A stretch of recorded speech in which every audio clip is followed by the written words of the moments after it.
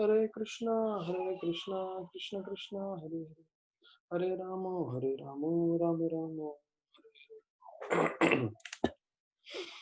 सभी भक्तों का स्वागत है इस संध्याकालीन भागवतम सप्ताह के लिए, भागवत कथा के लिए।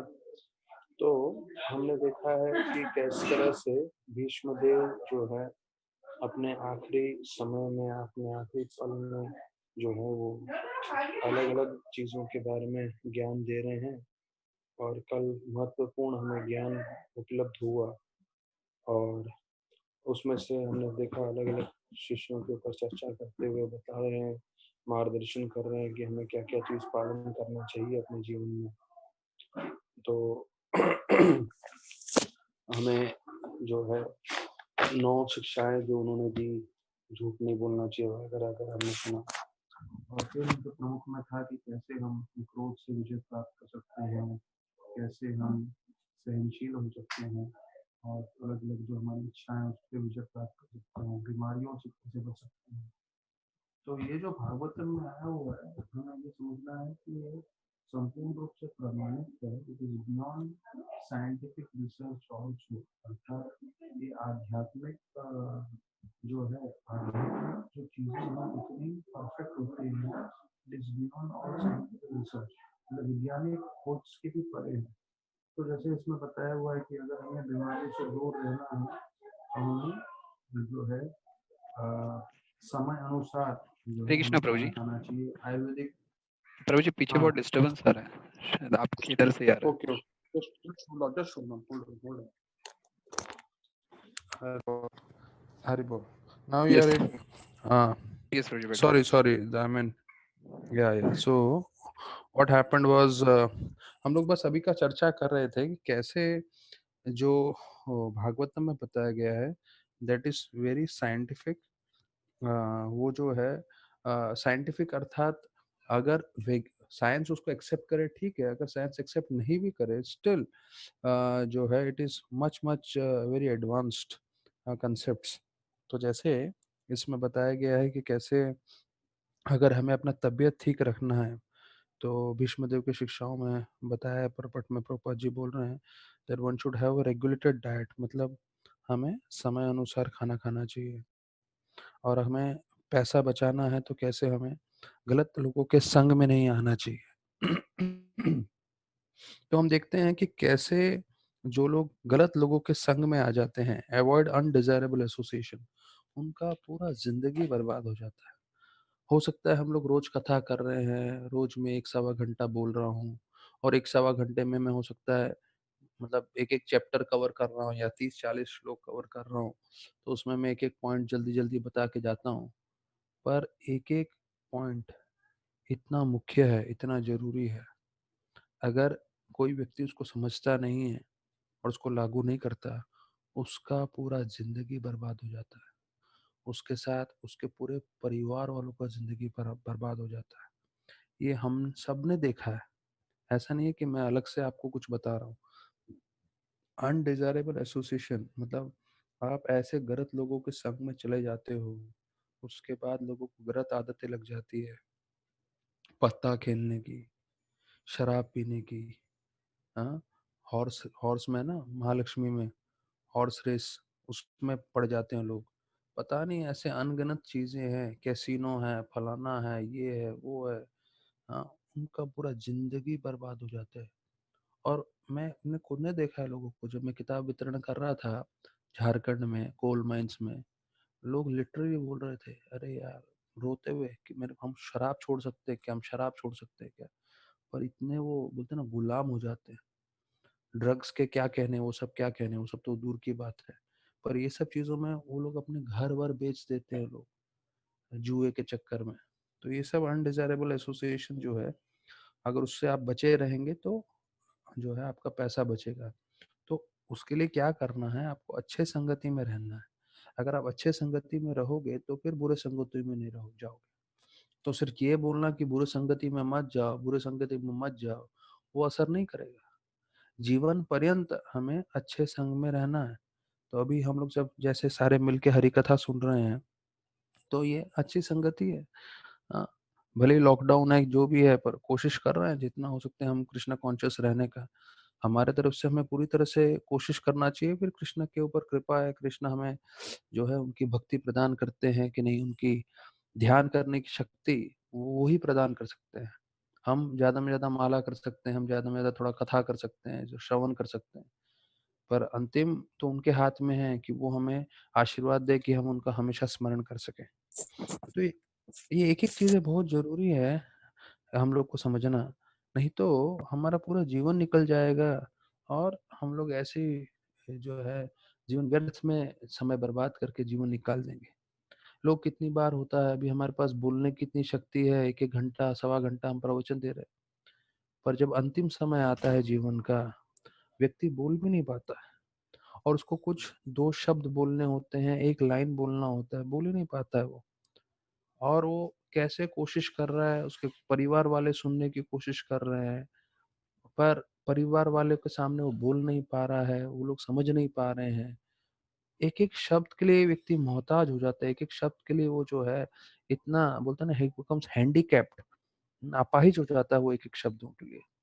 तो हमें समझना है कि वो अंतिम श्रेणी आए, उससे पहले हमें जो है हमारा अधिकांश जो है अपना जीवन भक्तिमय रूप से निकालना है, बिताना है। तो 1-2 चीज़ और मैं बताता हूँ कि अगर किसी को हमें जैसा प्रभुपाद जी बताते हैं यहाँ पे कि अगर हमें क्रोध से बचना है, तो हमें क्षमा करना सीखना चाहिए। तो हर कोई छोटी-मोटी गलतियाँ भी कर रहा है, तो उसे जो है भूल जाएँ और उसको कुछ बोले नहीं। जैसे एक ये है, क्या बोलते हैं, बिज़नेस गुरु, और बिज़नेस में वो लोग बोलते हैं catch people doing things right. अर्थात जब कोई अच्छा कार्य करता है, तो उनको तुरंत आप जो है उसको सराहना करें, उसको एप्रिशिएट करें कि हाँ, आपने अच्छा कार्य किया है। तो जब गलत कार्य करेगा तो उसको देखा-अनदेखा कर दें। तो इससे क्या होगा, आप क्षमा करने की आप में क्षमता रहेगी, तब आप में क्रोध भी नहीं आएगा। और ऐसे करके पूरा उन्होंने कम से कम 10-12 चीज़ें बताई हैं 22वें श्लोक में, जो बहुत मुख्य है। अगर कोई भक्त अपने आध्यात्मिक जीवन और यहाँ तक कि मैं बोलता हूँ भौतिक जीवन में भी तरक्की करना चाहता है, तो ये सब चीज़ों को फ़ॉलो करना चाहिए और उससे उनका जो है जीवन सार्थक होगा। तो जब अभी आप भागवतम सुन रहे हैं, तो एक चीज़ समझना है, राधानाथ महाराज बतला रहे थे, जब हम भागवतम सुनते हैं, हमारी भावना क्या होनी चाहिए? कभी-कभी क्या लगता है हम लोग को, हाँ, उधर जैसे महाराज बता रहे थे, जैसे कृष्ण लीला में हमें मालूम है जंगल में आग लग जाता है और हम वो किताब लीला पढ़ रहे हैं, तो हम लोग को लगता है हाँ, जंगल में गोपा थे और उस जंगल में आग लग गई वृंदावन के जंगलों में, और गोपा कृष्ण को बुलाते हैं और कृष्ण आके जो है मुँह खोल के सारा आग पी जाते हैं और बचा लेते हैं। हाँ, अच्छी अच्छी लीला है, अच्छी कथा है। हाँ, मैं किसी को सुना भी दूँगा। महाराज बोले वो आपकी भावना नहीं होनी चाहिए। जब आप पढ़ रहे हो, आपको ऐसा लगना चाहिए कि मैं इस जंगल में हूँ जहाँ आग लगी हुई है। जब आप भागवतम पढ़ रहे हैं, जब आप हरि कथा सुन रहे हैं, आपको उस हरि कथा में मानसिक रूप से प्रवेश करना चाहिए। मैं इस जंगल में हूँ, मेरे आस-पास आग लगी है, तो जैसे गोपा कृष्ण को बुला रहे हैं, वैसे मुझे कृष्ण को बुलाना है। जब मैं कृष्ण को बुलाऊँगा, तो कृष्ण भगवान मेरे पे कृपा करेंगे और मुझे इस भौतिक जगत से बाहर निकालेंगे। अगर आप वो भावना से भागवतम सुन रहे हो, तो आपका प्रामाणिक आपका सोच है। तो वैसे ही अभी हम देख रहे हैं कि कैसे आने वाले श्लोकों में भीष्मदेव जो है, मैंने पता है 29 से 43 श्लोक भीष्मदेव्स फाइनल मोमेंट्स। तो हम लोग एक तरह से सुन सकते हैं कि हाँ, हाँ, भीष्मदेव जो है महान भक्त थे, 12 महाजनों में एक थे, वो शरीर छोड़ रहे हैं।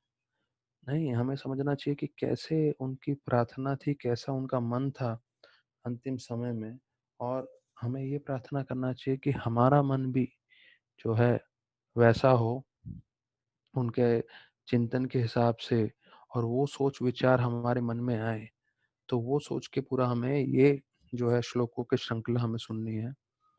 तो प्रभुपाद जी का कल हमने देखा 30वें श्लोक में जो है बतलाते हैं कि कैसे जब आप अंतिम समय आपका जब शरीर का होगा, तो आप जो सोच विचार करोगे, जो आपके मन में धारणा आएगी, उसके हिसाब से आपका अगला जीवन जाएगा। तो इसलिए बोलते हैं इंग्लिश में that life is a preparation, examination death is a examination.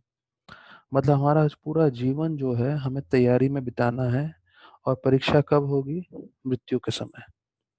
तो ये जो मृत्यु के समय का जो पल आने वाला है, उस समय हमारे जो विचार होंगे वही हमको अगले जन्म में अगला शरीर का कारण बनेगा। हाँ, अगर आपका विचार कृष्ण भावनामृत है तो निश्चित रूप से आप भगवत धाम जाएंगे।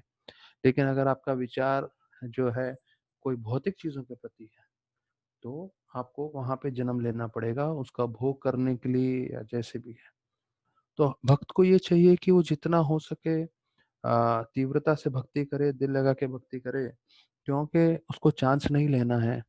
कोई भी भक्त को ये नहीं सोचना चाहिए कि मेरा ये जीवन अंत होने के बाद मुझे वापस आना है। नहीं, यही जीवन को अंतिम जीवन करना है और यहीं से सीधा बैक टू कॉर्डर जाना है। तो उसके लिए जितना आप मेहनत करें उतना कम है, क्योंकि अपने मेहनत के बलबूते पे तो हम नहीं जा सकते। लेकिन कम से कम हमको मेहनत करके ये दिखाना है प्रभुपाद को, प्रभुपाद हम सिंसियर हैं, हमें इस मोटिल वर्ल्ड में नहीं रहना जहाँ पे हर कदम में प्रॉब्लम है। तो प्रभुपाद जी ने एक सिंपल लॉजिक बताया, ज्यादा डिवोटी लोग को बहुत ज्यादा कसरत नहीं करना, 16 माला जप करें, 4 नियम का पालन करें, और जितना हो सकता है भक्तों के संग में रहे, जितना अपनी क्षमता अनुसार भक्तों की सेवा करे, जितना अपनी क्षमता अनुसार प्रचार करें। बस इतना सिंपल चीज है। अगर आप सरलता से ये चीज पालन कर ले अपने जीवन में, तो ये प्रभुपाद की गारंटी है कि प्रभुपाद बोले मैं तुमको भगवत धाम ले जाऊंगा। तो प्रभुपाद ने बोला मेरा धोती पकड़ के चल रखो। हाँ, अगर ओपन सामने का रास्ता खुला नहीं होगा तो मेरे पास पीछे के दरवाजे की भी चाबी है, तुम चिंता मत करो, तुम सबको मैं लेके जाऊंगा। तो हम लोग सब प्रभुपाद अनुगा हैं। प्रभुपाद अनुगा मतलब हम प्रभुपाद के अनुयायी हैं, उनको फॉलो कर रहे हैं। तो अगर हम अपने जीवन पर्यंत में जो है 16 माला करके, 4 नियम पालन करके जितना हो सकता है सेवा कर लें, तो उसमें जो है सार्थक हो सकते हैं। तो यहाँ वहाँ की बातों से जरा भी विचलित नहीं होना चाहिए। और उसके लिए जैसे हमने बताया कि कृष्ण भगवान कैसे काउंसलर थे पांडवों के लिए, तो राधानाथ महाराज ने इतना अच्छा काउंसलिंग सिस्टम बनाया हुआ है। आपके मन में कोई भी प्रॉब्लम आता है, कुछ भी प्रश्न आता है भक्ति को लेके, अपने लाइफ का पर्सनल को लेके, आप पूछिए। आपको मार्गदर्शन करने के लिए रुके हुए हैं भक्त लोग, और सही तरह से आपको गाइड करेंगे, सही तरह से आपको बताएंगे। और इस्कॉन को मत छोड़िए, ये आपको मैं सबसे महत्वपूर्ण चीज बता रहा हूँ। इस्कॉन को कभी भी किसी भी हालत में नहीं छोड़ना है। मैं आपको बताता हूँ, राधानाथ महाराज जिसके अंडर में ट्रेनिंग लिए हैं वो थे कीर्तनानंद स्वामी, और वो ऋषिकेश में थे। तो सबको मालूम है कि राधानाथ महाराज चौपाटी मंदिर में आने से पहले न्यू वृंदावन वेस्ट वर्जीनिया में थे। तो प्रभुपाद के आदेश अनुसार उनको न्यू वृंदावन जाना पड़ा। वृंदावन के बाद वहाँ पे जाके उन्होंने इस्कॉन ज्वाइन किया, वहाँ पे उन्होंने सेवा स्टार्ट की, और वो कीर्तनानंद स्वामी के अंडर में थे। राधानाथ स्वामी, भक्ति तीर्थ स्वामी, देवामृत स्वामी, ऐसे बहुत सारे सन्यासी कीर्तनानंद स्वामी के अंडर में थे। और मैं खुद कीर्तनानंद स्वामी से जो है उनके शरीर छोड़ने के, मैं बोलूँगा कुछ महीनों पहले मिला था, जब वो काफ़ी अस्वस्थ थे, बीमार थे। तो उनका ऋषिकेश सेंटर में मैं गया था। तो मैं तो जनानिवास प्रभु पंकजाग्र प्रभु के साथ था, तो वो तो सबसे सीनियर मोस्ट जो है पुजारी हैं पूरी दुनिया के, तो उनकी सेवा में था, तो उनको मीटिंग करना था, तो मैं उनका पर्सनल केयर टेकर था करके मैं भी उनके मीटिंग में चला गया था। तो कीर्तनानंद स्वामी ने सिर्फ एक ही लाइन चीज बोला, जो समझ लीजिए राधानाथ महाराज को, जिन्होंने जिनके अंडर में काम किए हैं राधानाथ महाराज इतने साल, और भक्ति तीर्थ महाराज और देवामृत स्वामी, उन्होंने सिर्फ एक चीज बोला, नेवर लीव इस्कॉन, चाहे कुछ भी हो जाए। मतलब आपको लगे किसी ने आपके साथ पॉलिटिक्स किया है, या आपका कोई पैसे का नुकसान हो गया, या किसी ने आपको कुछ गड़बड़ कर दिया, ये कर दिया, हाँ होंगे, मना नहीं करता हूँ, गड़बड़ वाले लोग होंगे क्योंकि कोई शुद्ध भक्त है नहीं, लेकिन किसी भी अवस्था में इस्कॉन नहीं छोड़ना चाहिए। आप मानेंगे नहीं, दिल्ली में जो दिल्ली का इस्कॉन है, उधर के जो है 50% इस्कॉन के डिवोटीज, 50%। हाँ, मैं आपको ज्यादा हवा में नहीं बोल रहा हूँ, ये मैंने खुद ने प्रामाणिक सूत्र से सुना है। दिल्ली इस्कॉन के 50% कॉन्ग्रीगेशन के डिवोटी जो है, वो लोग सब वृंदावन में जो है राधा कुंड के बाबा जी लोग के पास चले गए हैं। क्यों? क्योंकि उनको ये बताया गया, अरे इस्कॉन में रहोगे तो तुमको क्या करेंगे, वही प्रवचन देते रहेंगे, वही चीज बताते रहेंगे। तुमको बताया क्या सिद्ध प्रणाली मंत्र क्या होता है? सिद्ध प्रणाली मंत्र वो होता है जिससे आपको आपका आध्यात्मिक शरीर क्या है, स्पिरिचुअल वर्ल्ड में, आध्यात्मिक जीवन में वो मालूम चलेगा। तो जब वो सुनते हैं तो उनको लगता है अरे ये सब तो चीज हमने सुना नहीं है। तो बोले इस्कॉन वाले तुमको खिचड़ी खिलाएंगे, बुक डिस्ट्रीब्यूशन में लगाएंगे और रोज क्लास सुनाते रहेंगे, पर ये जो असली तत्व चीजें वो कभी नहीं बताएंगे। और वो तुमको मिलेगा राधा कुंड के बाबा जियों के पास। ऐसे करके 50% लोग को ले जा चुके हैं। तो ये जो है ना, बड़ी बड़ी बातें हैं।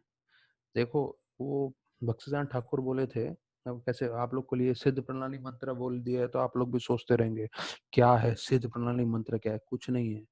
इसको भक्तिसिद्धांत ठाकुर प्रभुपाद के भी जो गुरु थे, उन्होंने सरल बताया। अगर आपको सिद्ध प्रणाली मंत्र जानना है अर्थात आप आध्यात्मिक जगत में आपका क्या स्वरूप है, तो अपना जीवन आपको इस श्लोक के हिसाब से जीना है। कौन सा श्लोक? त्रणादपि सुने चेना तरोरपि सहिष्णुना अमानिना मान देना कीर्तनीय सदारे। तो स्पष्ट रूप से उन्होंने क्लियर कर दिया कि भाई इस हिसाब से जियोगे तो अपने आप अब जीवन जीवन सार्थक करके भगवत नाम चलेगा। तो भक्ति सिद्धांत श्री ठाकुर जो मंजरी थे, प्रभुपाद जो कमांडर इन चीफ हैं कृष्ण के, जिन्होंने पूरी इस्कॉन 700 पूरे वर्ल्ड में एस्टैब्लिश किया, 108 मंदिर खोल के, क्या उनको मालूम नहीं है सब क्या है सिद्ध प्रणाली मंत्र वगैरह वगैरह? जिनको साक्षात रूप गोस्वामी आके मिल के गए थे राधा दामोदर मंदिर में, जो उन्होंने साक्षात दर्शन किया, उनको ये सब तत्व मालूम नहीं है?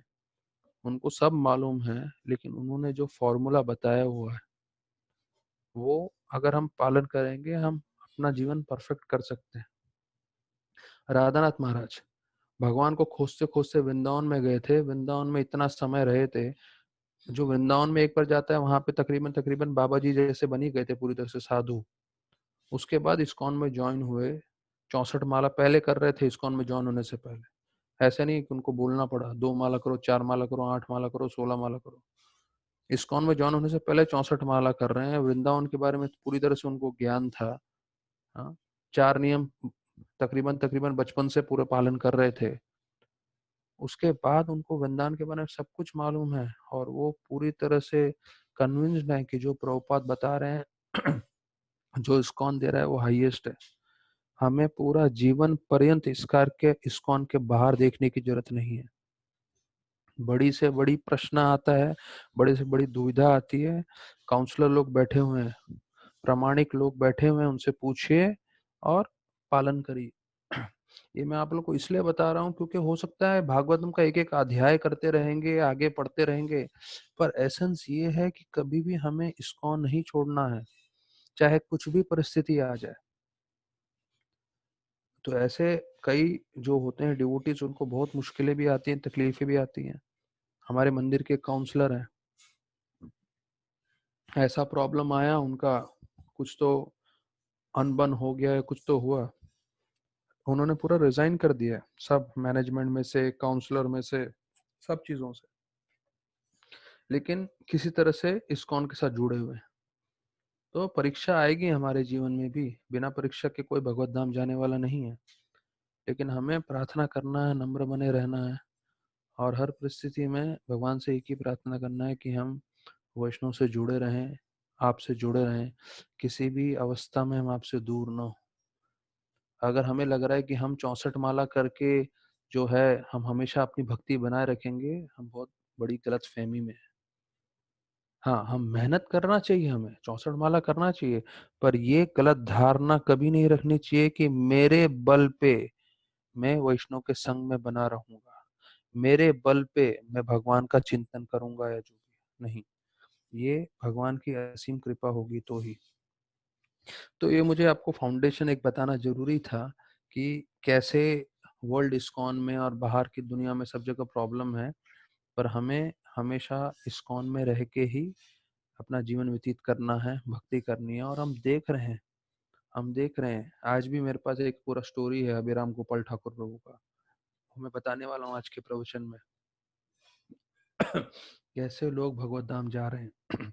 एक नहीं अनेक कहानियां हैं, और सब आम भक्त लोग की बात कर रहे हैं। हम बड़े बड़े सन्यासियों की बात नहीं कर रहे हैं, हम बड़े बड़े प्रचारक की बात नहीं कर रहे हैं, हम गृहस्थ व्यक्ति की बात कर रहे हैं, जो अपना परिवार का पोषण करते हुए जिसने भक्ति की है, कैसे वो भगवत धाम गया। तो हमें चाहिए कि हम माला करें और नियम पालन करें और सेवा करने की कोशिश करें। तो ये 30वें श्लोक में बताया गया है, और उसमें प्रभुपाद जी जैसे बताया 8.5 से 8.15 पूरे श्लोकों का वर्णन करते हैं। और फिर भीष्मदेव जो हैं संपूर्ण रूप से कृष्ण भगवान पर ध्यान करते हैं, और फिर वो जो है प्रार्थनाएं करने लगते हैं। तो प्रार्थना करते हैं, तो 32 से 42 जो है सब अलग अलग श्लोकों में जो है उनका प्रार्थनाएं आते हैं। तो हम लोग 32 श्लोक जो है साथ में बोल सकते हैं। श्री भीष्म उवाच हेतिर्मतिरुपकल्पिता वृत्स्ना भगवती सात्वपुङ्गवे विभुम्नि स्वसुखम् उपगते क्वचिद् विहर्तुं प्रकृतिं पेषि यद्भाव प्रवाह। इस श्लोक में बता रहे हैं कि कैसे मेरी सोच, मेरे विचार पूर्ण पुरुषोत्तम कृष्ण में लगी रहे और उनके गुणों में लगे रहे, और वो भगवान सर्वशक्तिमान है और सात्वता पुंगवे अर्थात वो भक्तों के जो है लीडर है, नेता है। तो इसके ऊपर ऐसे करके ये प्रार्थना करते हुए अभी वो जो है अलग अलग प्रार्थनाएं कर रहे हैं भीष्मदेव, और प्रार्थना करते हुए मनन करते हैं, और ऐसे करते हुए फिर आने वाले श्लोकों में वो शरीर भी त्यागेंगे। तो भीष्मदेव प्रोपा जी लिखते हैं कि वो क्षत्रिय थे, कुरु के नेता थे, बड़े राजनेता थे। तो उनका मन ये सब चीजों में था। उनका बताया जाता है अलग अलग कार्यों में वो निपुण थे, और उन्हें सालों साल ये सेवा की थी। तो निश्चित रूप से उनका मन बहुत सारे जगह पे था, लेकिन अभी जब उसका अंतिम समय आ रहा था, उन्होंने अपना मन इन सब चीजों से खींच लिया, और कहाँ पे उन्होंने केंद्र किया? कृष्ण भगवान पे। तो प्रभुपाद जी लिखते हैं कि प्योर डिवोटी को सात्वता बोलते हैं, और भगवान कृष्ण को स्वात्वतास बोलते हैं, अर्थात जो वो सारे शुद्ध भक्तों के जो है प्रमुख हैं। और शुद्ध भक्त कैसे बन सकते हैं? अगर आप में कोई भौतिक इच्छा नहीं है, सिर्फ एक इच्छा है कि मुझे भगवान को प्रसन्न करना है, प्रभुपाद बोलते हैं ये है शुद्ध भक्त की परिभाषा। हमारी कोई इच्छा नहीं है, हमारी एक ही इच्छा है कि भगवान को प्रसन्न करना है।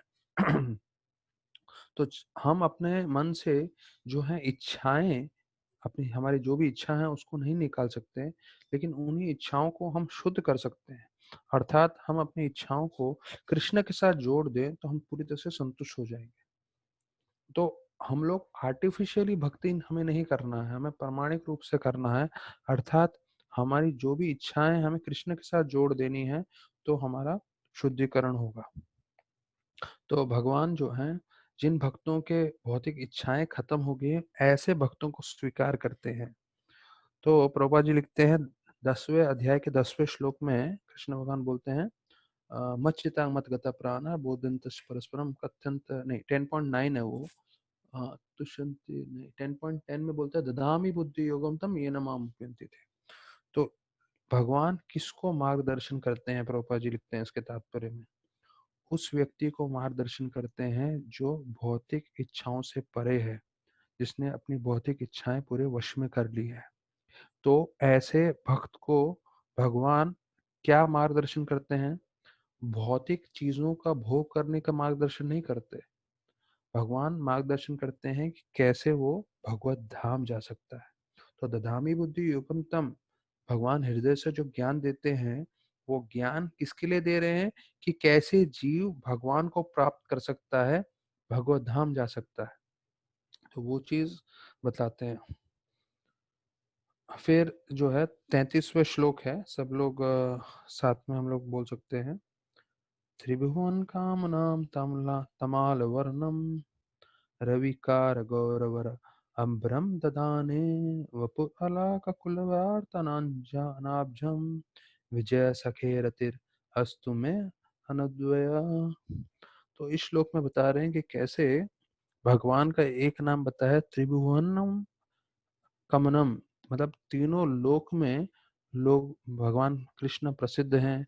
तीनों लोकों में देवता मानव बाकी सब भगवान के दर्शन के अभिलाषी हैं। त्रिभुवन, त्रिभुवन में उनको सब दर्शन के अभिलाषी हैं। और वही भगवान का वर्णों का वर्णन किया है, कैसे गौर वर्ण के हैं। गौर मतलब गोल्डन। और तमाल वर्णम, तमाल वर्णम मतलब एक तमाल पेड़ होता है, तो उसके जैसे हैं। या आप उसको ऐसा भी बोल सकते हैं, जो बरसात के बादल होते हैं वैसे भगवान का वर्णन है। और उनका चेहरा कमल के समान है, उनके पूरे जो है शरीर पे चंदन लगाया हुआ है। और भगवान को विजय सखा करके संबोधित किया गया है। तो ये सब स्मरण कर रहे हैं कि कैसे तीनों लोक में प्रसिद्ध हैं, कैसे उनका वर्ण है। और वो विजय सखा करके संबोधित कर रहे हैं, क्योंकि प्रभुपाद लिखते हैं भगवान बहुत प्रसन्न होते हैं जब उनको उनके भक्तों से जोड़ा जाता है, भक्तों के नाम से उनको बुलाया जाता है। तो विजय सखा मतलब कि अर्जुन के सारथी हैं, हाँ, अर्जुन के मित्र हैं, इसलिए विजय सखा करके उनको बताया गया है। तो ये 33वां श्लोक है। तो 33वें श्लोक में बताया जाता है कि कैसे भीष्मदेव जो है भगवान पे तीर चलाते हैं। वो भी आने वाले श्लोकों में भी आएगा 34वें श्लोक में। लेकिन भगवान के साथ जैसे भी आदान प्रदान करते हैं, तो भगवान हमेशा उनसे प्रसन्न होते हैं। तो अभी 34वां श्लोक है, उसमें हम लोग साथ में पढ़ सकते हैं। युद्धि तुरागोरजो विधर्मार विश्वक कचलुलित सर्वार्म्य अलङ्कृतस्य मम निशीथ शरीर विविद्यमान त्वचि विलासात् कवचे अस्तु कृष्ण आत्मा। तो इस श्लोक में वर्णन आता है कि कैसे कि मैं कृष्ण भगवान पे ध्यान करूं, जिनको मैंने तीर मारा था और उनके शरीर में पूरे घाव हो गए थे। और घोड़ों के जो है वहाँ मिट्टी उड़ाने से उनके पूरे जो है बालों पे जो है मिट्टी थी। और कैसे जो है सुंदर लग रहे थे, कैसे उनके चेहरे पे इतना परिश्रम करने के कारण जो है पसीने के बूंद बूंद जो एक मोतियों के जैसे चमक रहे थे। तो जो उनका वो समय था जब युद्ध कर रहे थे, और युद्ध करते समय जो उनका वो रूप था, तो वो उनको स्मरण हो रहा है अभी अंतिम समय में। बोल रहे अरे क्या उनका वो दर्शन मुझे चाहिए अंतिम समय में। मैं कृष्ण भगवान जो रणभूमि में थे वो स्वरूप को ध्यान करना चाहता हूँ।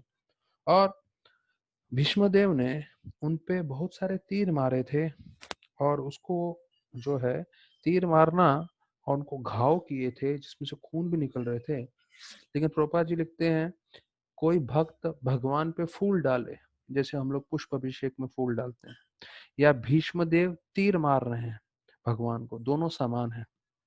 क्यों? क्योंकि वो शुद्ध भक्त हैं, वो भक्ति भाव से कर रहे थे, वो अपने कार्य से कर रहे थे। तो घाव से भी भगवान उतने प्रसन्न हो रहे थे। क्यों? क्योंकि उनको लग रहा था ये मेरा शुद्ध भक्त है, ये जो है मेरे साथ जो है ऐसा परस्परम, एक इंग्लिश में वर्ड है चाइवलरस। चाइवलरस मतलब जो है क्षत्रिय को जो है, क्षत्रिय जब भगवान से प्रेम करता है, भगवान से भक्ति करता है, तो उनके आदान प्रदान में ऐसे कार्य होते हैं और जो भगवान भी स्वीकार करते हैं। तो प्रभुपाद जी अलग अलग चीज बोलते हैं तात्पर्य में, कि अगर कोई भी भक्त जो है किसी भी समय उसका देहांत होता है, तो अभी ये देखिए भीष्मदेव जाने वाले हैं, तो बोलते हैं किसी भी वक्त उसका देहांत होता है तो वो निश्चित रूप से भगवत धाम जाता है। क्यों? क्योंकि अगर उसने भक्ति की है तो शायद एक आध जगह मैं पढ़ रहा था, वहां पे ऐसा लिखा है कि अगर हार्ट अटैक भी आ जाए या कैसे एक अकस्मात भी चला जाए और उसको समय ना मिले ऐसे अच्छे से स्मरण करने का, हाँ, लेकिन अगर एकदम से हार्ट अटैक आ जाए और ऐसा कुछ होके चला जाए, हाँ, एपिलिप्सी लिखा हुआ है, प्रॉपर लिखते हैं। एपिलिप्सी मतलब जो दिमाग का फिट्स की बीमारी होती है, वो बोलते हैं ना मिर्गी आना, अगर ऐसे भी एकदम अचानक हो जाए, उससे देहांत हो जाए, फिर भी निश्चित रूप से वो भगवत धाम ही जाएगा। तो कृष्ण भगवान बता रहे हैं अर्जुन को कि जितने भी जो उधर योद्धा थे, जो उधर युद्ध करने आए थे, सबको मैंने भगवत धाम भेजा। तो अगर वो घर पे अपना शरीर छोड़ते थे, जितने भी वो सब सैनिक थे, तो निश्चित रूप से भगवत धाम नहीं जाते थे। प्रभुपाद इसके परपट में लिख रहे हैं 34 में कि वो भगवत धाम नहीं पहुंचते थे, लेकिन क्योंकि वो जो है अ, कृष्ण भगवान का उन्होंने दर्शन किया, इसलिए उनका दर्शन करते हुए वो सब भगवत धाम गए। तो कृष्ण भगवान के कोई मित्र हो या कोई उनके दुश्मन हो, दोनों को समान बेनिफिट मिलता है। अब मित्र अर्जुन थे और बाकी जो सैनिक थे वो दुश्मन थे, लेकिन फिर भी जितने भी दुश्मन के भी सैनिक थे, सारे के सारे भगवत धाम चले गए। तो एक तरह से कृष्ण भगवान ने उनका जीवन कम कर दिया। प्रभुपाद जी लिखते हैं 34वें श्लोक में, अच्छा किया। क्यों अच्छा किया? कम से कम भगवत धाम चले गए वो। तो कभी कभी हमको लग रहा होगा, अरे ये भक्त अकस्मात इसका मृत्यु हो गया, अकस्मात चला गया। अरे अकस्मात कुछ नहीं है बाबा, सब कृष्ण भगवान ही प्रबंध करते हैं। तो यहाँ भौतिक जगत में 70 साल तक जो है सफर करता है, या 30-40 साल में चला गया। हाँ, अभी वो कृष्ण की इच्छा है, वो कहाँ उनको सेवा के लिए ले जाना चाहते हैं। जैसे भक्त लोग बोलते हैं, जहां प्रभुपाद हमें ले जाएंगे, हम तैयार है जाने के लिए, सेवा करने के लिए। तो उसी प्रकार से यहाँ बता रहे हैं कि अ, आप लोग 34-35 ये जो श्लोक है पढ़िए, उसमें बोलते हैं कृष्ण भगवान ने उनका जीवन कम कर दिया और उनको जल्दी लेके गए। अच्छा है, क्यों अच्छा है? उनको यहाँ पे भौतिक जगत में रह के अलग अलग मुसीबतें, परेशानियां, तकलीफ नहीं झेलना है। लेकिन एक भक्त, जैसे मैंने बताया, अगर वो पूरी तरह से कृष्णा भावनामृत है, उसको कोई फर्क नहीं पड़ता। वो यहाँ पे रहेगा, तब भी कृष्ण की सेवा करेगा। जब वो शरीर छोड़ेगा और भगवत धाम जाएगा, वहां पे भी कृष्ण की सेवा करेंगे। ठीक है, तो 35वां श्लोक हम लोग सब साथ में चर्चा करेंगे। सपदि सखी वचो निशम्य मध्ये, निज पर्योर बलवो रथम निवेश्य, सितावती परसनि कायुरकक्ष्णा, हृत्वावती पार्थ सखे रतिर्हमस्तो। तो भगवान को वो ध्यान कर रहे हैं, वो भगवान जो अर्जुन के जो है रथ हाँकने के लिए तैयार हो गए थे, और जो है उन्होंने अपनी कृपा करके लोगों को जो है उद्धार किया।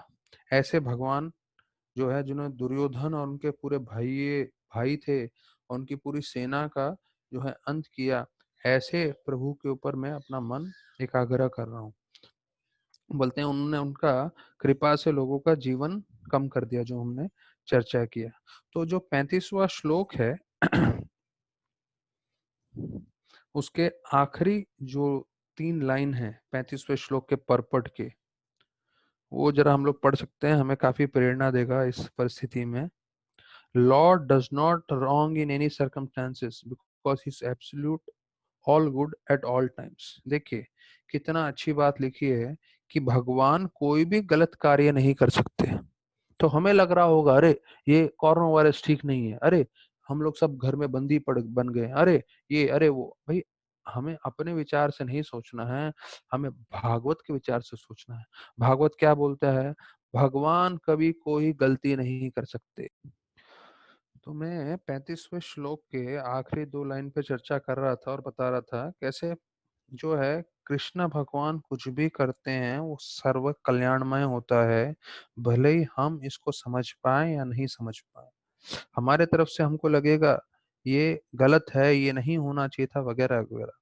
प्रभुपाद लिखते हैं, Lord does no wrong in any circumstances, अर्थात भगवान का कोई भी निर्णय गलत नहीं होता, वो पूर्ण पुरुषोत्तम है और उनका सब कार्य कल्याणमय होता है हर समय, एट ऑल टाइम्स।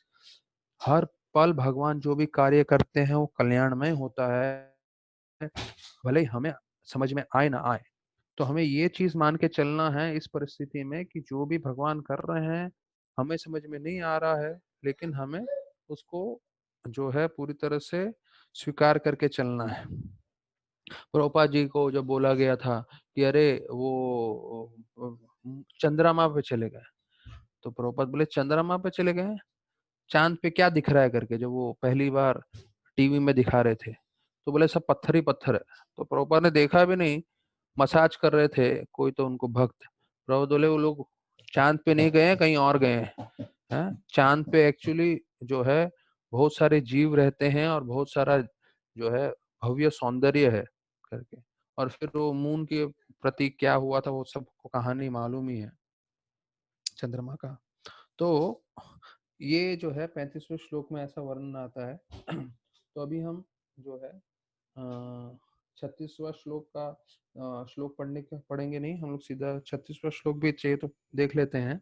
उससे पहले मैं आप लोग को, जैसे कल अभिराम गोपाल जो है ठाकुर, अभिराम ठाकुर भी बोलते हैं, अभिराम गोपाल भी बोलते हैं, उनका अपीयरेंस था। तो जो आचार्य का अपीयरेंस डिसअपीयरेंस रहता है वो बहुत शक्तिशाली होता है। तो कल रहेगा, तो मैं बोला चलो कल नहीं तो कम से कम आज ही चर्चा कर लेते हैं उनके जीवन पे। तो अभिराम ठाकुर या अभिराम गोपाल वास्तविक रूप में चैतन्य महाप्रभु के पार्षद थे, और वो श्रीदामा थे आध्यात्मिक कृष्ण लीला में। और उनका जब वो चैतन्य महाप्रभु की लीला में आए थे तो उनके काफी जो है अनोखे तरीके थे सेवा करने के। वो किसी को भी दंडवत प्रणाम करते थे, तो या तो शालिग्राम को दंडवत प्रणाम करेंगे या तो वो व्यक्ति को प्रणाम करेंगे। तो जो शालिग्राम होता था, अगर वो प्रामाणिक शालिग्राम नहीं है, उनके अभिराम गोपाल ठाकुर के दंडवत करते ही टूट जाता था।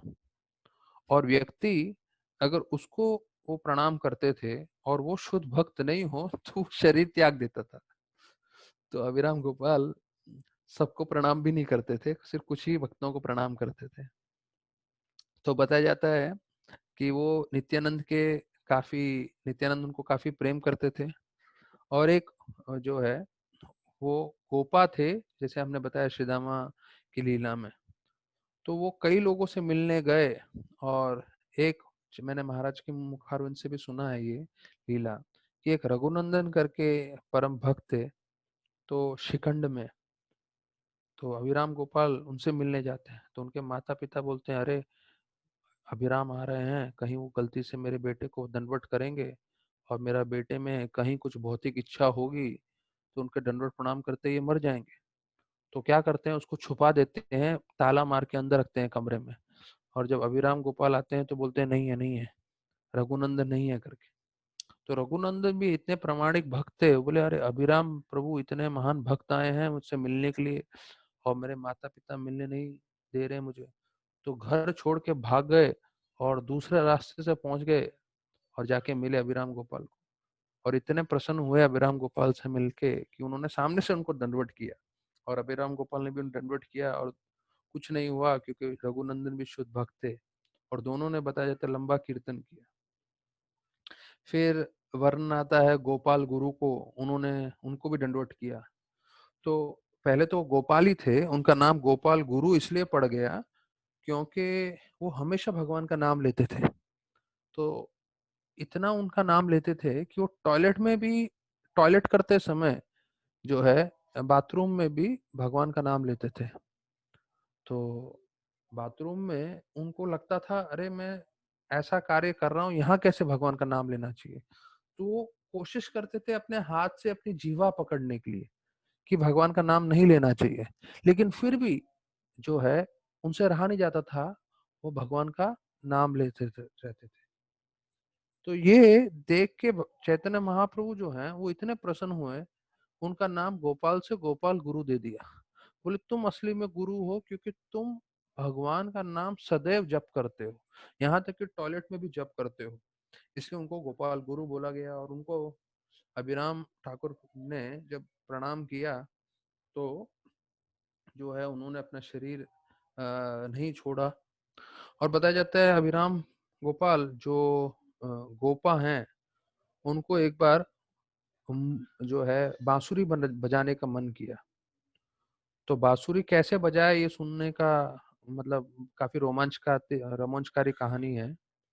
एक उनको बड़ा पेड़ दिखा जो 16 आदमी मिलके उठा नहीं सकते, उसको उठा लिया अभिराम गोपाल ने, और उसको उठा के वो उसको बांसुरी बना के अपने हाथ में पकड़ के रखा था, और उसमें से जो है छेद वेद करके उसको बांसुरी बोल बना के बजा रहे थे। ये भक्ति रत्नाकर में कहानी आती है।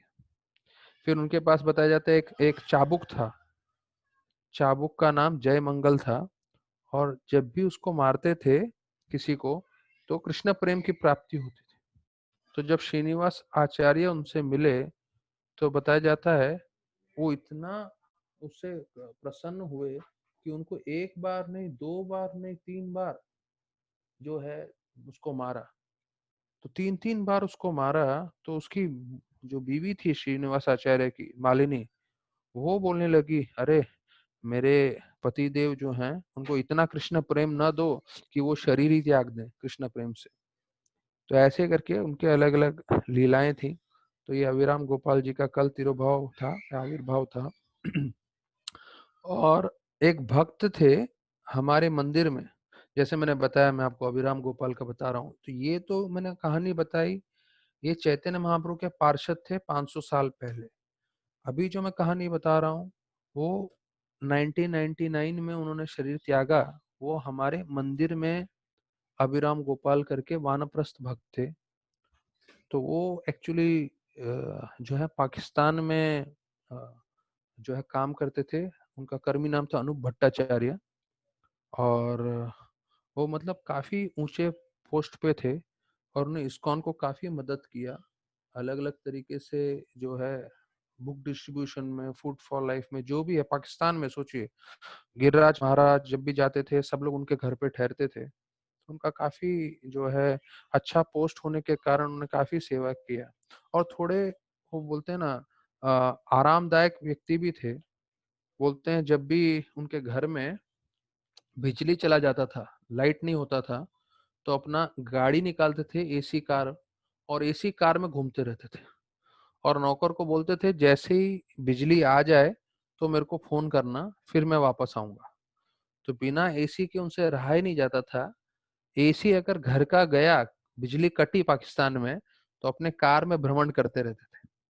और सोचिए ऐसे जो है व्यक्ति जो है जिन्होंने वानप्रस्थ लिया, तो वो मंदिर में रहते थे। और क्योंकि वो जो है भट्टाचार्य अर्थात बंगाली थे, वो राधानाथ महाराज के लिए शुक्ता बनाते थे। मैंने भी खाया हुआ है उनका शुक्ता। एक बार मैं मदद कर रहा था उनको शुक्ता बनाने के लिए, मैंने सब्जी काट के दिया उनको, उन्होंने सारा का सारा सब्जी जो है किचन में दे दिया, बोला इसका नहीं बन सकता। तो मैं बोला क्यों, क्या हो गया? तो बोले तुमने सब अलग अलग साइज के सब्जी काटे हैं, मतलब गाजर का साइज, करेले का साइज, सब अलग अलग साइज है, ऐसा नहीं होना चाहिए, सब एक ही साइज का होना चाहिए। तो मैंने हाथ जोड़ के बोला प्रभु जी आप ही करिए, ये सेवा मेरे से नहीं हो सकता। और ये जो थे अभिराम गोपाल प्रभु, वो भी वास्तविक रूप में ना उनको सपना आया था कि वो जो है गोप हैं, गोपा हैं उधर आध्यात्मिक जगत में। और वो कई बार जब भी वृंदावन जाते थे, वो विशेष रूप से एक गांव में जाते थे जो उनके गोपा का गांव है, अभिराम जो है शिदामा का जो गांव है वहां जाते थे। तो उनका गोपा का क्या वास्तविक स्वरूप है वो तो मुझे नहीं मालूम चला, लेकिन इतना मालूम था वो जाते थे वहां पे। और एक तस्वीर भी है, मैंने इसको भेजा था तुलसी विलास प्रभु को। तुलसी विलास प्रभु अगर आप चाहिए तो दिखा सकते हैं वो तस्वीर सबको। ये तस्वीर उन्होंने कमरे में भी रखा था। और वो तस्वीर कैसा है, आप लोग ने, सब लोग ने देखा हुआ है कि अ, कृष्ण और जो है अम, बलराम जी हैं, और सारे गोपाएं जो हैं उनके पीछे भागते हुए आते हैं उनको पकड़ने के लिए। तो ये वो तस्वीर है। तो ये तस्वीर जो सब लोग को दिख रहा है कि नहीं दिख रहा है मुझे मालूम नहीं, क्योंकि मेरे तो स्क्रीन पे आ भी रहा है। मैं दिखा रहा हूँ प्रभु जी।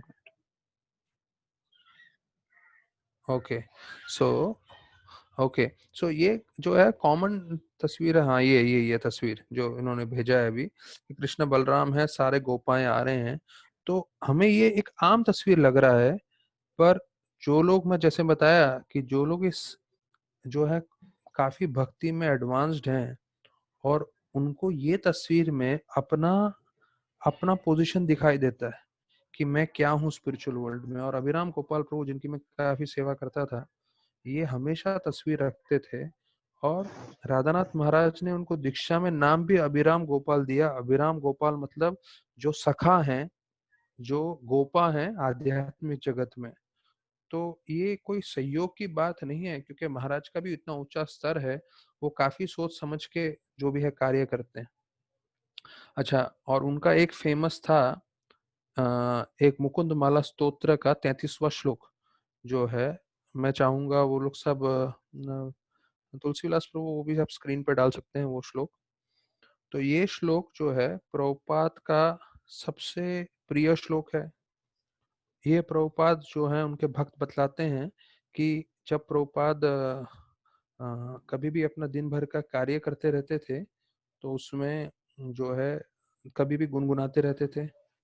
फिर ये जो श्लोक है 33वां श्लोक मुकुंद माला स्तोत्र का, तो ये जो श्लोक है वो उन्होंने कीर्तन में भी गाया हुआ है।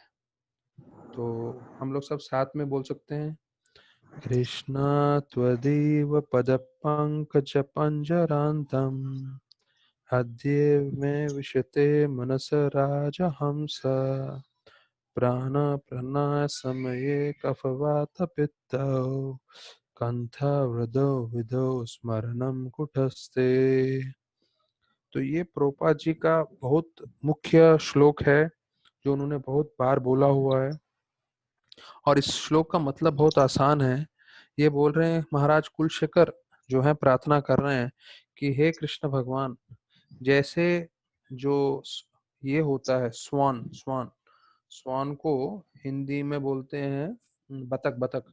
तो वो जो है किसमें खेलता है, जो लोटस होता है, कमल होता है, उसके जड़ों में जाके खेलता है। तो उसी प्रकार से बोलते हैं, हे प्रभु, मेरा अभी तबीयत अच्छा है, मैं अभी चाहता हूं मैं शरीर त्याग दूं। क्यों? क्योंकि मेरी तबीयत अच्छी है, और अच्छी तबीयत में मैं आपका स्मरण कर सकता हूँ। लेकिन जब मेरा अंतिम समय आएगा, जब मैं मृत्यु के करीब होऊंगा, तो इसमें लिखा है कफ वात पित्त कंठ विधो स्मरणम कुटस्थे। मेरे को कैसे स्मरण होगा जब मेरा अंतिम समय आ जाएगा? तो क्योंकि मालूम है भागवतों में भी वर्णन आता है, और हमने देखा भी है, जब मृत्यु का समय आता है तो शरीर और मन दोनों में जो है बहुत अधिक जो है पेन होने लगता है, बहुत अधिक प्रॉब्लम्स होते हैं। और कफ वात पित्त होने के कारण हम कुछ बोल भी नहीं पाते, हम कुछ सोच भी नहीं पाते, इतना दर्द होता है। तो इसलिए बोलते हैं कि कफ वात पित्त जब पूरी तरह से बढ़ जाएगा शरीर त्यागते समय, मैं कैसे याद कर पाऊंगा। इसलिए मैं प्रार्थना कर रहा हूँ, हे प्रभु, आप मुझे अभी लेके जाओ, जब मेरी स्मरण शक्ति अच्छी है, मैं आपको अभी स्मरण करते हुए शरीर त्यागना चाहता हूँ।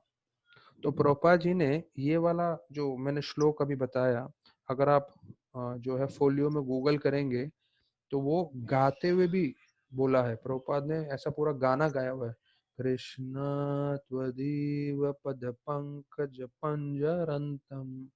तो बहुत ही अच्छा श्लोक है। तो बहुत बहुत धन्यवाद तुलसी विलास प्रभु ये श्लोक बताने के लिए। और सबसे मुख्य चीज अभी, इन भक्त का जिन्होंने इतनी भक्ति की सेवा किया, हाँ, इनके 3 बेटे थे, एक कनाडा में भी थे। और उनके पास नहीं रह के उन्होंने ये सोचा कि मैं ब्रह्मचर्य आश्रम में रहूंगा, और अपनी शक्ति अनुसार उन्होंने सेवा किया, मंगल आरती किए, जितना उसका जप करते थे। और उनका अंतिम समय जब आया, तो राधानाथ महाराज उनके साथ थे, वो अस्पताल में एडमिट थे। और भगवान का किसी का ये चालू है, जो है बंद कर दीजिए सबका साउंड। श्याम मुकुंद प्रभु का चालू है, तुलसी विलास बंद करो। हाँ, तो बताया जाता है कि कैसे जब उनका अभिराम गोपाल ठाकुर प्रभु का अंतिम समय आया, तो राधानाथ महाराज उनके बाजू में थे, गोविंद प्रभु भी उनके बाजू में थे। वो लोग जप कर रहे थे, प्रार्थना कर रहे थे, और कीर्तन के बीच में उन्होंने अपना शरीर छोड़ा। तो हम देख रहे हैं कि ये बार बार एक ही चीज बताया गया है कि जिन्होंने प्रामाणिक रूप से भक्ति की है, कैसे उनका जीवन सार्थक हुआ।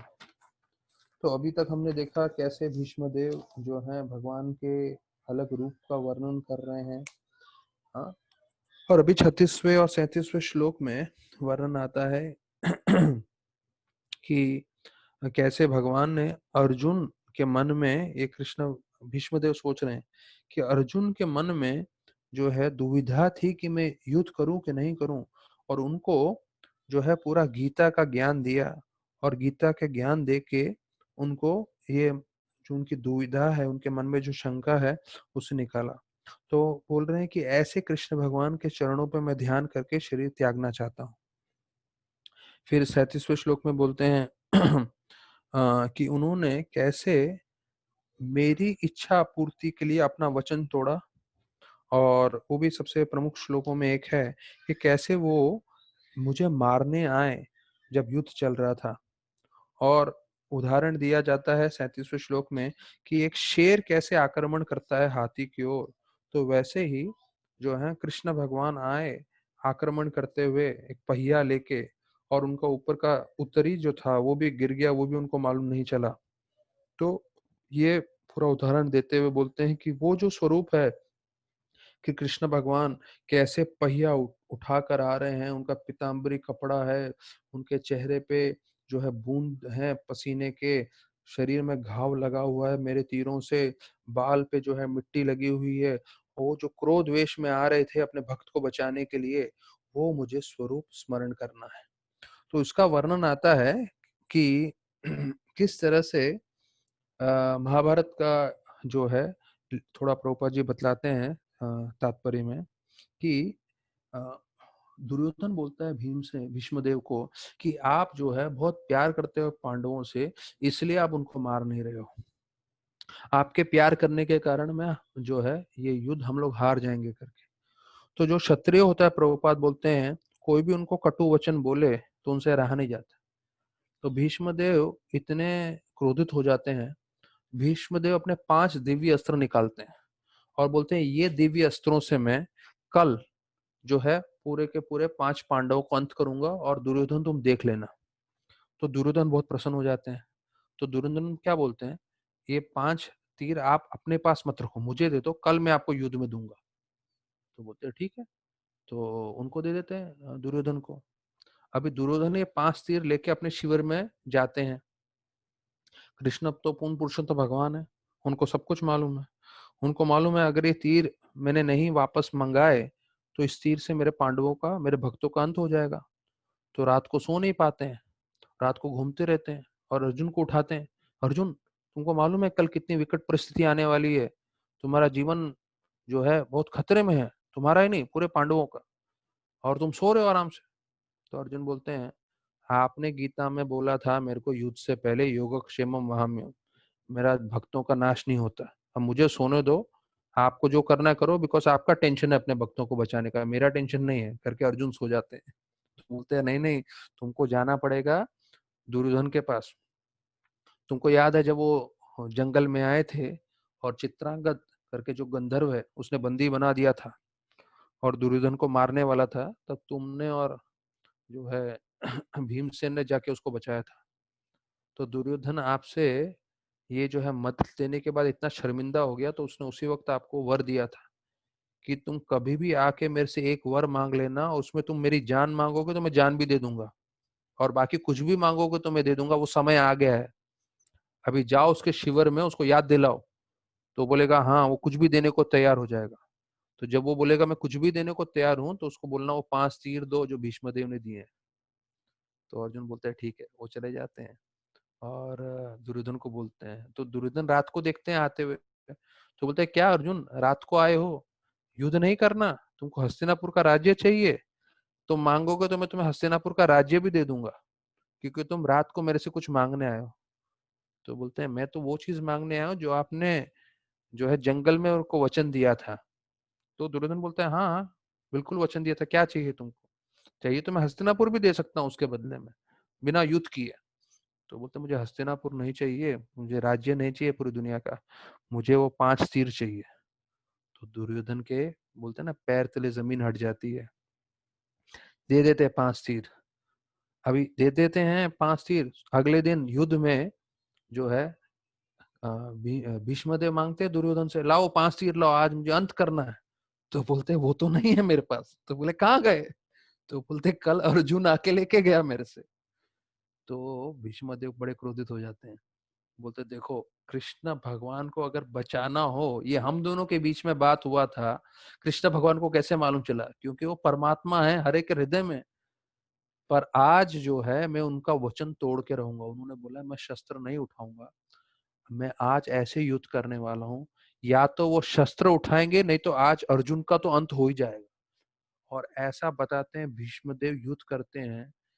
भीष्मदेव ने बताया जाता है पूरे अपने जीवन के इतिहास में पहले नाम लेते थे सामने वाले का और फिर तीर छोड़ते थे। जिसका नाम लिया उसका अंत निश्चित रूप से होता था। उनका एक तीर भी खाली नहीं गया था। इनका और अर्जुन का, ये दोनों का रिकॉर्ड है। किसी का उन्होंने नाम लिया और तीर छोड़ा, अर्थात वो तीर उसका अंत करेगा ही करेगा। और भीष्मदेव बताया जाता है उस दिन तो बिल्कुल ऐसे तूफान के समान थे, सबको जो है समाप्त कर रहे थे, पूरे भीषण फुल बोलते हैं ना गति में थे वो। और अर्जुन को इतना वो तीरों का मार करते हैं, वार करते हैं कि अर्जुन तकरीबन तकरीबन जो है सिर्फ हारते नहीं थे, पर अर्जुन का अंत हो जाता था। तो कृष्ण भगवान को समझ में आ गया कि भाई अभी भीष्मदेव को नहीं रोका तो मेरे भक्त का अंत हो जाएगा। तो भगवान जो है पूरा उन्होंने चक्र उठाया और तेज गति से भागने के लिए भागते हुए गए। तो जैसे बतलाते हैं शेर जो है इस वो उस श्लोक में उपमा आता है, शेर कैसे हाथी की तरफ आक्रमण कर रहा है। तो वैसे भगवान क्रोधित हुए भीष्मदेव की कि मेरे भक्त की तुम अंत करने वाले हो, उससे पहले मैं आपको अंत कर दूंगा। और जब वो पहिया लेके जा रहे थे तो एक आपने फोटो भी देखा होगा कि कैसे अर्जुन उनका पैर पकड़ लेते कि नहीं नहीं प्रभु, आपने वचन लिया है, आप अस्त्र शस्त्र नहीं उठाएंगे। तो अर्जुन को पैर से पकड़ रहे हैं, लेकिन उसके बावजूद भी वो जो है तेज गति से भाग रहे थे भीष्मदेव का अंत करने के लिए। तो प्रोपा जी लिखते हैं ये है प्रेम। जब कोई प्रेमी को प्रेमिका बुलाती है या प्रेमिका को प्रेमी बुलाता है, तो भले ही दुनिया वाले कितना ही रोकें, वो रुकते नहीं हैं, वो सीधा भागते हुए चले जाते हैं। तो ये तुलना प्रभुपाद जी देते हैं कि कैसे भीष्मदेव और कृष्ण के प्रति एक अलग प्रेम था जो हम लोग इतना समझ नहीं सकते। तो ये पूरा वर्णन आता है प्रभुपाद जी का। प्रभुपाद जी पूरा नहीं बताते, बस थोड़ा उसका संक्षेप में बताते हैं, पर मैंने फिर बाद में आपको विस्तार पूर्वक बता दिया। फिर बताते हैं 38वें श्लोक में कि कैसे भगवान जो है जिनका नाम मुकुंद है, उनको 38वें श्लोक में कि मुकुंद के इनको ध्यान करना है, और उनको ध्यान करते उनको अपना शरीर त्यागना है। तो प्रभुपाद जी लिखते हैं इसके तात्पर्य में 38 के श्लोक में कि भगवान इतने सक्षम हैं कि कोई दुश्मन के रूप में आए तो उससे भी सेवा प्राप्त कर सकते हैं। तो अगर कोई दुश्मन भी होगा तो भी भगवान का सेवा करने में समर्थ है। तो मुझे कहानी याद आती है इसमें कि ये डेलस टेक्सास की बात है। एक व्यक्ति ने इस्कॉन पे केस किया था, हमारे मंदिर पे कोर्ट केस किया था। और कोर्ट केस करने का उद्देश्य ये था कि वो लोग बहुत आवाज करते हैं या जो भी उनको लग रहा था। और वो व्यक्ति जो था विदेशी था और वो शिव पुराण पढ़ता था। और शिव पुराण में ऐसा लिखा है कि आपके गुरु दुश्मन के रूप में भी आ सकते हैं, ऐसा उन्होंने पढ़ा था। तो ये जो व्यक्ति थे कार्यक्रम में थे, कोई बड़ा कार्यक्रम था, और उसमें तमाल कृष्ण महाराज भी गए थे। तो तमाल कृष्ण महाराज के भक्तों ने बोला महाराज ये जो इधर व्यक्ति हैं सज्जन हैं, और उन्होंने हमारे पे कोर्ट केस किया हुआ है, और हमारे 1 साल से केस चल रहा है हमारे मंदिर के अगेंस्ट में, आप मिलना चाहोगे क्या? तो तमाल कृष्ण महाराज ने बोला उससे पूछो उसको मिलना है क्या हमसे, अगर उसको मिलना है तो मेरे को कोई मिलने में आपत्ति नहीं है। तो ये व्यक्ति जो विदेशी था, तो उसने बोला उसको पूछा गया, तो महाराज के भक्तों ने आके पूछा शिष्यों ने कि हमारे गुरु महाराज आए, आप मिलना चाहोगे क्या? तो उसको शिव पुराण का ये पॉइंट याद आया कि दुश्मन के रूप में भी गुरु कभी-कभी आ जाते हैं। तो वो जो है बोले हाँ, मिलूँगा, अवश्य मिलूँगा। तो तमालकृष्ण महाराज ने बोला, अरे आप इतना कोर्ट केस करके 1 साल से अपना पैसा और हमारे मंदिर का पैसा इतना व्यर्थ क्यों कर रहे हो? आपको हम लोग पसंद नहीं है ना? मैं आपको जो है 6 महीने का टाइम देता हूँ। आप 6 महीना जो मैं बताता हूँ पालन करें, और अगर आपको लगता है कि हम लोग प्रामाणिक नहीं है, हम लोग ढोंगी लोग हैं, हम लोग बेकार लोग हैं, तो आप मुझे आके बताइए, 6 महीने के अंदर मैं खुद छोड़ के चला जाऊँगा। और मैं यहाँ का आचार्य हूँ, गुरु हूँ इस मंदिर का, मैं सारे के सारे मंदिर के भक्तों को लेके बाहर चला जाऊँगा। बस आप 6 महीना जो मैं बोलता हूँ उसको पालन करके देखिए। तो बोले क्या? तो यहाँ तक कि बोला मैं खाली करके ही पूरा का पूरा चले जाऊँगा, आप अपना पैसा भी बर्बाद मत करिए। तो बोले क्या करना है? तो बोले 16 माला जप करो, 4 नियम पालन करो, और हर संडे को आके हमारे मंदिर में 2 घंटा आलू छीलो, क्योंकि वो सेवा होती है। तो मतलब उन्होंने उनको बताया नहीं वो सेवा है करके, लेकिन बोला 2 घंटा आलू छीलो, 4 नियम पालन करो और 16 माला जप करो। अगर 6 महीने में आपको समझ में आता है कि ये हम लोग जो है प्रामाणिक नहीं है, हम लोग खुद छोड़ के चले जाएंगे, पूरा सेंटर में खाली कर दूंगा, ये मेरी गारंटी है। तो उसने बोला अच्छा। तो भी बड़ा प्रभावित हो गया, बोला चलो करके देखते हैं, और नहीं हुआ तो मैं उनको 6 महीने बाद बोल दूंगा बाहर जाने के लिए। 3 महीना 16 माला किया, 4 नियम पालन किया, 2 घंटा मंदिर में आके आलू छीला संडे फीस्ट के लिए। 3 महीने के अंदर पूरा हृदय परिवर्तित हो गया उसका। वो जो है पूरी तरह से महाराज के पास आके साष्टांग दंडवत देके बोलता, महाराज मुझे आपका शिष्य बनना है।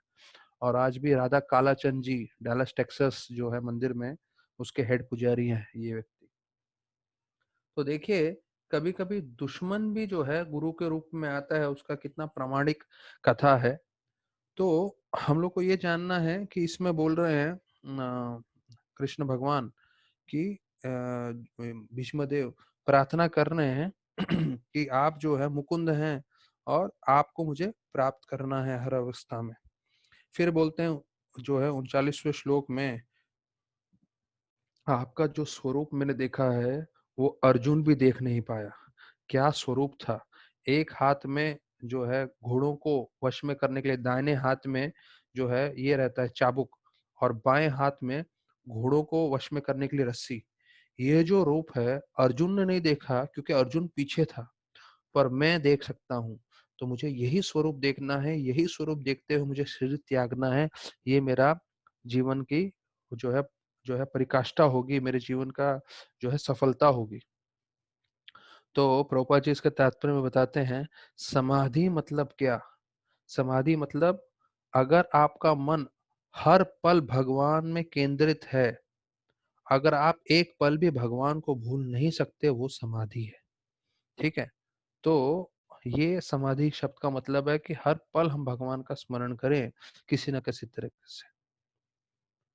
तो फिर प्रभुपाद जी बोलते हैं तात्पर्य में कि कैसे कृष्ण भगवान की जो लीला है वो पूरी दुनिया में चल ही रही है। एक एक यहाँ पे पृथ्वी में लीला कर रहे हैं, उसके बाद दूसरी जगह लीला कर रहे हैं, फिर तीसरी जगह लीला कर रहे हैं। तो भगवान ऐसे हर जगह लीला करते जा रहे हैं। तो ऐसे 39 वाले श्लोक में बताया है। फिर 40 वाले श्लोक में बोलते हैं कि हमें लग रहा होगा कि अर्जुन परम भक्त है। तो ऐसा नहीं है। भीष्म देव को पूरी तरह से ज्ञान था कि अर्जुन भक्त है, लेकिन इससे बढ़ के भी काफी भक्त है। और 40 वाले श्लोक में बोलते हैं कि कैसे गोपी सबसे सर्वोत्तम भक्त है, और उसका वर्णन करते हैं कि गोपियों की भक्ति सर्वोत्तम है, मैं उनको प्रणाम करता हूँ। और फिर 41 श्लोक में बोलते हैं कि कैसे मैंने वही भगवान को राजसूय यज्ञ में देखा, कि कैसे सब लोग सम्मान कर रहे थे, और राजसूय यज्ञ में सबसे प्रमुख कृष्ण भगवान थे और उनको सम्मान मिला, मुझे वो स्मरण आ रहा है। और मैं भगवान के वास्तविक रूप जो है भगवान के रूप पे ध्यान कर रहा हूँ। तो प्रभुपाद जी उसके श्लोक में बोलते हैं कि कैसे भगवान का परमात्मा और ब्रह्मन भी है, लेकिन जो भक्त हैं वो परमात्मा और ब्रह्मन रूप पे आकर्षित नहीं होते, भगवान के रूप में आकर्षित होते हैं। और बोलते हैं जैसे सूर्य जो है, सूर्य का प्रकाश भी है, और जो है सूर्य स्वयं भी है। तो कहते हैं ऐसे भगवान स्वयं है, और उनके ऊपर ध्यान करते हुए जो है शरीर त्यागना चाहते थे भीष्मदेव। तो sun may be perceived differently but the sun is one. तो सूर्य वास्तविक में एक ही हैं, भले वो परमात्मा के रूप में भगवान सब जगह व्याप्त हैं, पर भगवान एक हैं, पूर्ण पुरुषोत्तम श्री भगवान श्री कृष्ण। और ऐसे करते हुए 43 श्लोक में आता है भीष्मदेव अटेन्स निर्विकल्प समाधि। निर्विकल्प समाधि मीन्स कि वो जो है अभी शांत हो जाते हैं, अपना सांस लेना बंद करते हैं और ऐसा भगवान कृष्ण का जो है स्मरण करते हुए, कृष्ण को ध्यान करते हुए वो जो है अपना शरीर त्यागते हैं। तो ये जीवन की सार्थकता है। हाँ, तो प्रभुपाद लिखते हैं this is the highest stage of perfection and it is possible for everyone to attain this stage. ये देखिए, मैंने अभिराम गोपाल ठाकुर का कहानी बताया, ये भीष्म देव की कहानी हम लोग चर्चा कर रहे हैं, बट प्रभुपाद जी देखिए अपने तात्पर्य में स्पष्ट बता रहे हैं, ये मत सोचिए ये कथा सिर्फ भीष्म देव के लिए, ये कथा आपके और मेरे लिए है। क्यों? प्रभुपाद जी लिख रहे हैं इसके ये 43 श्लोक के नीच में जहाँ भीष्मदेव ने निर्विकल्प समाधि प्राप्ति की है, प्रभुपाद जी लिखते हैं ये मत सोचिए सिर्फ भीष्मदेव के लिए ये संभव है, ये हम सब के लिए संभव है। और इसका तरीका बताते हैं, everyone can go back to God. और उसका तरीका क्या है? नवलधा भक्ति। नवलधा भक्ति में बोलते हैं प्रभुपाद सबसे महत्वपूर्ण है श्रवण करना, हियरिंग। हाँ, उसमें हमें गीता भागवत श्रवण करना चाहिए, उससे हमारा जीवन सार्थक हो सकता है, भगवत धाम जा सकते हैं। अच्छा, फिर प्रभुपाद जी एक और चीज बोलते हैं, हमें लगेगा अरे भीष्मदेव के सामने तो कृष्ण भगवान थे, अभी हमारे सामने तो कृष्ण भगवान नहीं है। प्रभुपाद जी लिखते हैं भगवत धाम जाने के लिए कृष्ण भगवान साक्षात सामने ना होंगे चलेगा, शारीरिक रूप में कृष्ण भगवान नहीं भी होंगे तब भी आप भगवत धाम जाओगे अगर आपने कृष्ण भगवान का स्मरण किया है, उनका जप किया है, उनकी सेवा की है। प्रभुपाद जी इसके 43 के तात्पर्य में बोलते हैं। और फिर बोलते हैं ये जीवन की सार्थकता है। नहीं तो आजकल लोग जो हैं जानवरों को जैसे शरीर त्याग रहे हैं, कर्मों के बंधित होते हुए, या लॉज ऑफ नेचर जो है प्रकृति के नियमों के द्वारा फोर्स किए हुए वो शरीर त्याग रहे हैं जो जानवरों के हिसाब से है। मतलब जानवरों की तुलना की गई है, तो बोलते हैं आपको जानवर के हिसाब से शरीर त्यागना है या भक्त के हिसाब से। अगर भक्त के हिसाब से शरीर त्यागोगे, भगवत धाम जाओगे, और उसके लिए अपना जीवन पर्यंत हमें भक्ति करना है। तो ऐसे बोल के जो है प्रभुपाद जी ये वाला श्लोक का तात्पर्य समाप्त करते हैं। 44 श्लोक में बताते हैं कि कैसे सब लोग शांत हो जाते हैं, और जैसे पंछियां, उदाहरण में ट्रांसलेशन में आता है जैसे पंछी दिन के अंत में कैसे शांत हो जाते हैं, वैसे क्योंकि भीष्म देव ने शरीर त्याग दिया है।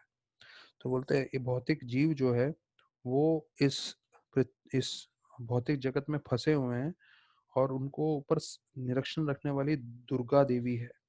तो दुर्गा देवी का मतलब बताते हैं 44 श्लोक में, जो दुर्ग का ध्यान रखे। दुर्ग मतलब जो एक जेल खाना होता है, उसको दुर्गा देवी बोलते हैं। तो दुर्गा देवी का सबसे मुख्य कार्य क्या है? इस भौतिक जगत में जो जीव भक्ति नहीं करता है उसको जेल के अंदर ही रखे और अलग अलग तरीके से उसको तकलीफें दे।